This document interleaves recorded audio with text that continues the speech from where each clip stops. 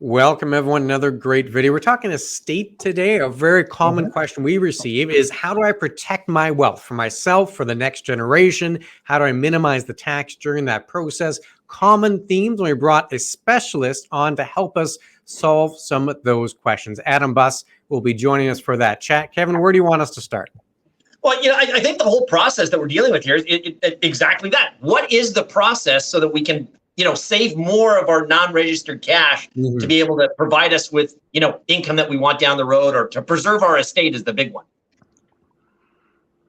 Yeah, I mean, that's certainly a big one. Is when we're looking at any kind of strategies, it ties to your goals. I mean, if you want to say, I want to leave some money for my kids or for the grandkids or for a charitable cause that I'm passionate about, we want to look for ways that we can help you optimize those goals and make sure that they are in place, regardless of perhaps some of the road bumps that may come along the way throughout your lifetime or even retirement.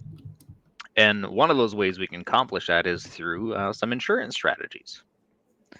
Yeah. Well, which is perfect. And you touched on a topic there, and it's kind of the Becker or mantra. The starting point is going to be your goals.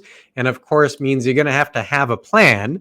And that'll kind of be the cornerstone of whether or not these strategies are applicable for you. You got to start with that plan.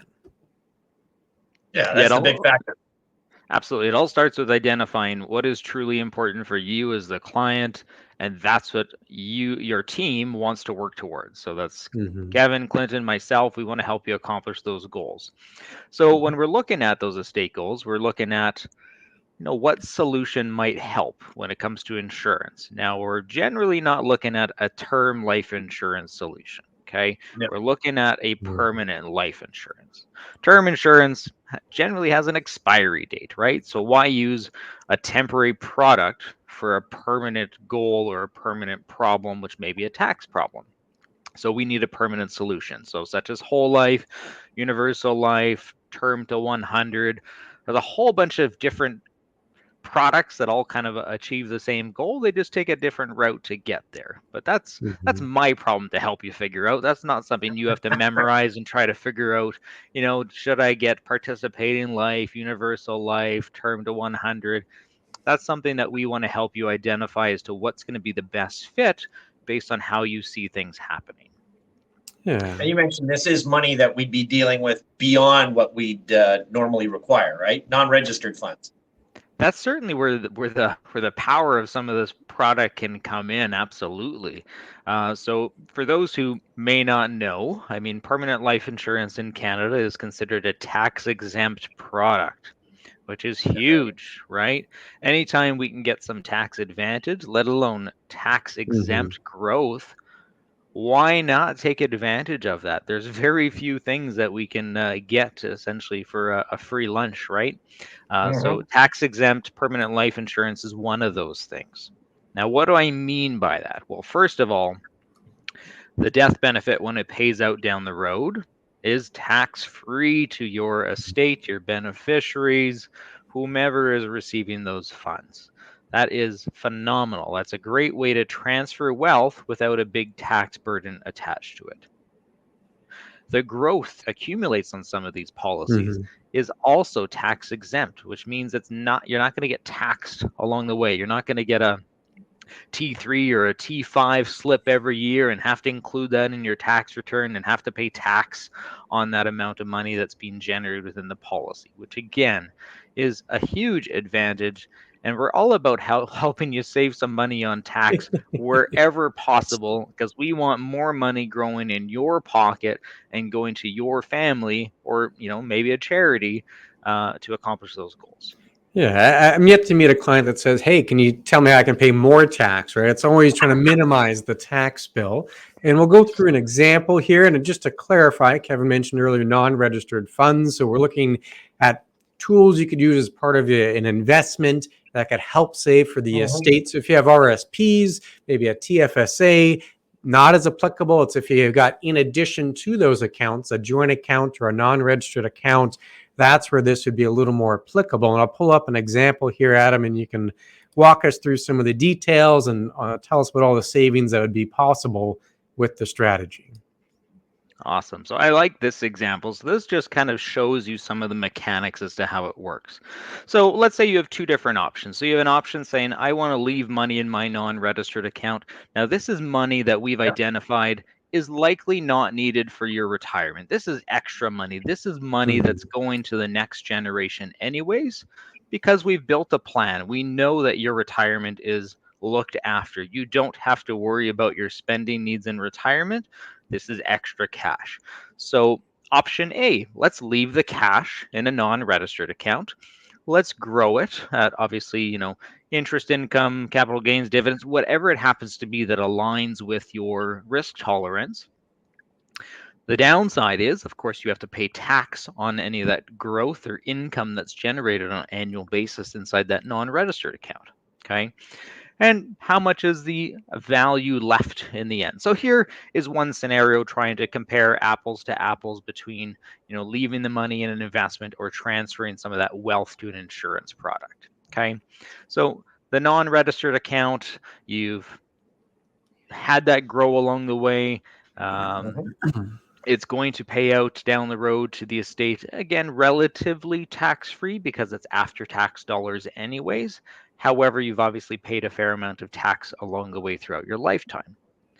Now, option 2 is let's use that same amount of money on an annual basis and invest it in an insurance product. So a permanent life insurance, in this case, it's a policy that grows in value over time.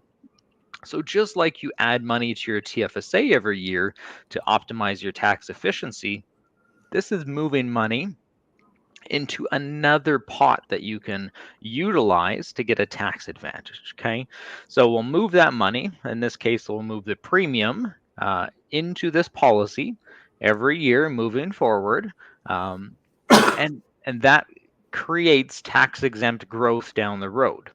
Now, in this example, same amount of money in both cases, except here, when it pays out to the estate, there is no tax bill.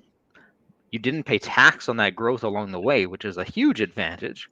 And you also got some other tax-free growth as a result of the policy. So in this particular case, using apples to apples, the advantage is, I can't read the number on the screen, but it's about 400,000 or so, I believe. I think it's 418,532 is the number there. Yeah, so it's more than double. More than double, and you've used the exact same amount without impacting your retirement spending. You've just taken advantage of some tax strategies that can be put in place to help accomplish your goals. Wouldn't you rather that your kids or your grandkids know that, hey, mom and dad or grandma and grandpa they were smart. They took advantage of all the opportunities that were available to them and the great advice to help maximize their wealth and protect their family. The best thing about this as well is it's leaving a guarantee down the road. If you want to say, I don't want to worry, I'd like to leave something in my estate, but I don't want to worry about kind of watching my spending. I want to make sure something is left in the end. Hey, if you spend the rest of your cash, the estate still has this policy in the end. Fantastic. So you've left a good legacy for the next generation, while also making sure that you don't have to worry about pinching the pennies during your retirement. Yeah, that's excellent. That's a perfect way to try and do it. And if you can get more than double what you could the other way, again, I don't see why this strategy wouldn't be used for most people. Yeah, a couple of the keys there. Of course, you have to start with the plan, so you don't just implement the strategy. As you mentioned, Adam, this is really for the additional funds, the funds that you, according to the plan, won't be spent during your retirement. So if you really need the money to pay the bills and go on the trips, well, not the best. This is for the surplus. You mentioned the non-registered funds that Kevin had talked about earlier. So doing this in your RSP or TFSA, not the best idea. It really is for that non-registered portion. And then I think you touched on the third key there, which is the risk level, because insurance, they do have a guaranteed death benefit. Yeah, all of those are fantastic points that we do want to look at when we're addressing this. And it certainly comes down to as well the cost, or let's say just perceived cost when it comes to these things. Now, anytime you're looking at like a term insurance, it's generally cheap and affordable, and the number sounds good because you're renting it, okay? Versus a permanent life insurance, it's an investment. It's going to pay out at some point in time, which is I mean, good, hopefully many, many years down the road, That's the but it's going purpose. to pay it out, right? And it's more of an investment. In this case, we're taking money from the non-registered investment and shifting it into this insurance product, okay? This is not money that needs to come out of your pension on a monthly basis. This is moving money behind the scenes into this tax-exempt insurance policy. Yeah, So when we talk about the premium, try not to fall out of your chair because it is going to be higher than a term insurance policy. Okay. Yeah, and it's done over a period where you're not looking at it in your 20s. You're probably looking at it closer when you're at that retirement phase. So you do have less time frame to make this thing grow. Yeah, and I think the example we showed was like a 55 and 60-year-old couple was on that particular example. Obviously, it does change based on your ages, your smoking status, health. So certainly we want to reevaluate the numbers based on your circumstances to make sure that it is a right fit and that you are getting an advantage to doing something like this.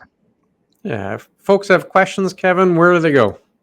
They go to chatwithclintonandkevin.com, where we'll be able to answer it, or if not, we will give it to our person of knowledge, Adam, down below, in regard to this estate planning scenario, and he will help us as part of the team to be able to answer the questions on this topic or any of the other ones that you can answer or ask us, and we'll get back to you as soon as we can. Yeah, so it was a brief introduction to the topic. If you have more questions, please reach out to us. If you like this video, certainly love the video on whether or not Canada has an inheritance tax. We dive into some misconceptions there about estate planning. Click on that video. We'll see you again very soon.